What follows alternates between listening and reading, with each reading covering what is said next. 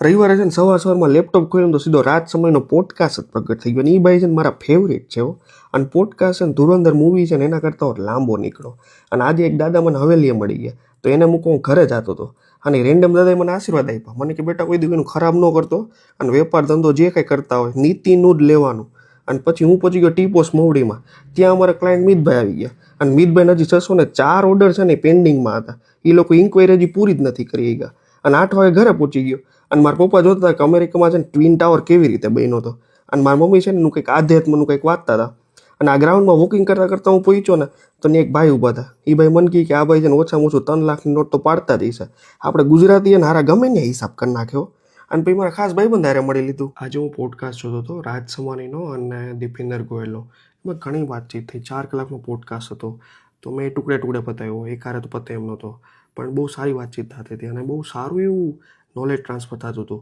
હવે દીપિંદર ગોયલે એક ડિવાઇસ બનાવ્યું હતું કે જે તમારા હેડમાં જે કે બ્લડ ફ્લો છે એ મેઝર કરતો હતો.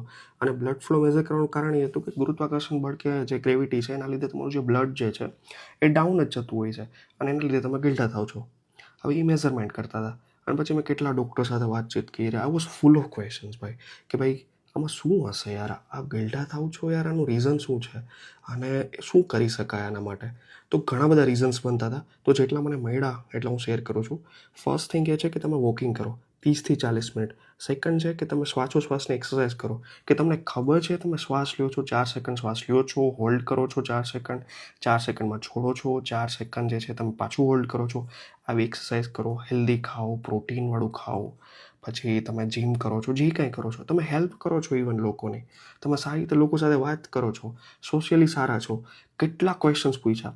અને પછી હજી એક ક્વેશ્ચન મેં પૂછ્યું કે પોલિટિશિયન્સ કેમ લાંબુ જીવે છે. તો એના ઘણા બધા આન્સર આવતા હતા કે એ લોકો સોશિયલી બહુ સારા હોય છે. એની પાસે એક બહુ મોટો પર્પઝ હોય છે કે વોટેવર જે કંઈ અચીવ કરવા માગતા હોય. ચલો ખોટું કરે છે એ બધું અલગ વસ્તુ છે, બટ આ બહુ કામનું છે. હવે આવું કરવાથી તમે સારું જીવન જીવી શકો છો અને ગઈઢા થતા બચી શકો છો. એટલે ઘણા લોકો કહેતા હોય કે અમે રિટાયર થઈ ગયા તો એ કંઈક પર્પઝ છે, કંઈક એક્ટિવિટી છે, એ બહુ જરૂરી છે. તો આવું કરવાથી આપણે આઈ મીન કે ગઈઢા થતા થોડા ઘણા બચી શકીએ છીએ. અને બાકી તો ઠાકર કરે ઠીક, બીજું તો આપણે શું કહીએ. ગાઈઝ આ વસ્તુ મેં મારા પપ્પાને કીધું. મારા પપ્પા કે તું જાને ભાઈ, કે તારું કામ કર નહીં કે કંઈક કે હવે આમાં તોછડું જીવન ના જીવો ને એમાં બધું આવી ગયું કે એકદમ ગણેલો જવાબ આપ્યો મને કે હુઈ જાને. સારું હાલો હું હુઈ જાઉં, તમે હુઈ જાઓ. જય શ્રી કૃષ્ણ.